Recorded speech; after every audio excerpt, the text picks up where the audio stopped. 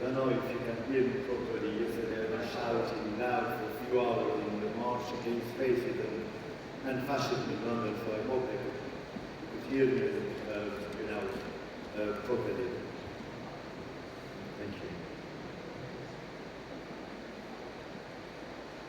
Just to pick up from what the comrade previously mentioned, especially what comrade John Melanovich's remarks to comrade Yona, I would like to thank you all for your presence, for celebrating the life and the struggle of comrade Yona, who was a distinguished socialist leader, devoted her life to the struggle of revolutionary workers, women, youth, and other progressive social movements. I'm sorry that I'm going to read out a message in Persian, and I hope you forgive me for if you don't speak Persian, because this statement was prepared in advance. رفقای عزیز، حضار محترم، از طرف حزب کمونیست ایران و دبیرخانه کمیته مرکزی کومله سازمان کردستان حزب کمونیست ایران مراتب همدردی و تأثیر عمیق خود را به همه شما حضار محترم و رفقای رفیق ینار محمد و به ویژه بدیل کمونیستی در عراق اعلام می‌کنیم. با ترور جنایتکارانه رفیق ینار محمد، جنبش رهایی زن در عراق و کردستان و رفقای ما در بدیل کمونیستی در عراق یکی از رهبران خستگی ناپذیر خود را از دست داد. رفیق ینار از برجسته‌ترین چهره‌های جنبش رهایی زن در عراق و منطقه بود. رهبری جسور، صادق و خلاق که تمام زندگی خود را آگاهانه و بی‌وقفه در نبردی نابرابر علیه جریان‌های مرتجع مذهبی، ساختارهای مردسالانه و اشکال گوناگون ستم و تبعیض جنسیتی و طبقاتی صرف کرد.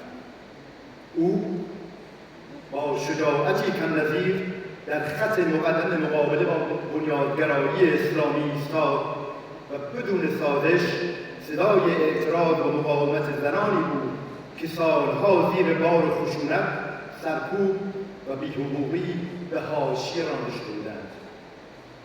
فعالیت‌های رفیق ینار تنها به افشا و مقابله با ارتجاع محدود نبود.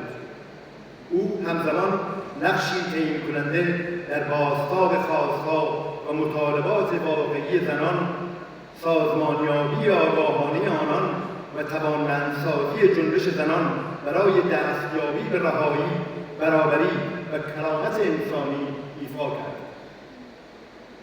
تلاش خستگی ناپذیر او برای پیوند زدن مبارزه زنان با چشم‌اندازی رهایی بخش و انسانی، جنبش آزادی زن در عراق تأثیرات بسزایی در رشد و حضور اجتماعی به جا گذاشت.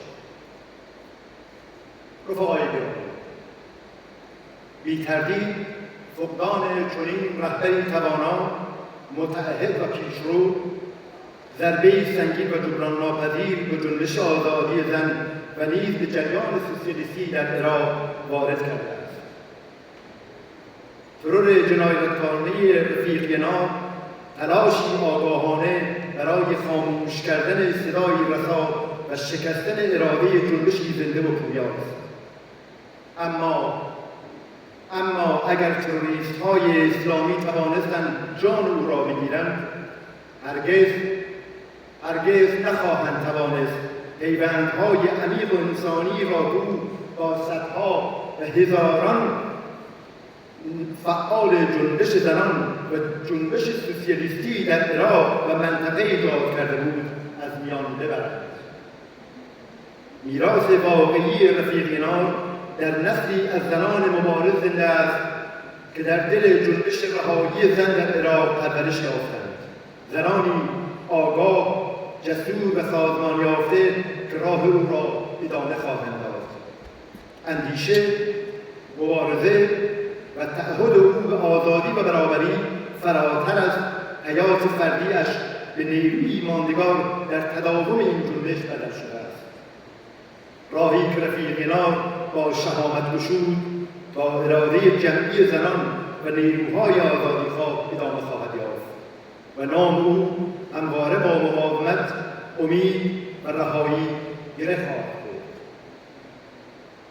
رفیق نار محمد با پایداری، صداقت و جسارت کم نظیر خود الهام بخش نسل‌هایی از زنان و فعالان اجتماعی در عراق بود.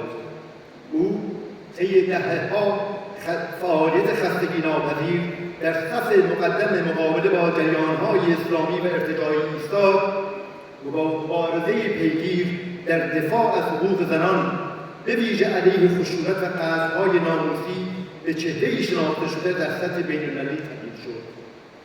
حضور فعال او در صفوف کمونیست‌ها و در سازمانیابی مبارزه برای رهایی زنان بیانگر پیوندی ناگسستنی میان آزادی زن و دگرگونی ریشه‌ای ساختارهای ستم و نابرابری در جامعه بود. نام و یاد او با امید، مقاومت و تعهد آگاهانه به آزادی و برابری گره خورده است. ما صمیمانه‌ترین همدردی و تسلیت خود را به خانواده، رفقا و همرزمان او در سازمان آزادی زن در عراق و بدیل کمونیستی در عراق و به همه مبارزان راه آزادی و برابری در عراق و منطقه اعلام می‌کنیم. یاد و خاطره رفیق نار در تداوم مبارزات زنان در پایداری نیروهای برابری طلب و در تلاش برای جهانی عاری از هر نوع ستم، تبعیض و استثمار زنده خواهد ماند. راهی کو با شجاعت پیمود با اراده جمعی مبارزان آزادی ادامه خواهد یافت. زنده با سوسیالیسم، زنده با یاد عزیز رفیق نار محمد، حزب کمونیست ایران و دبیرخانه کومله، سازمان کردستان حزب کمونیست ایران. Thank you.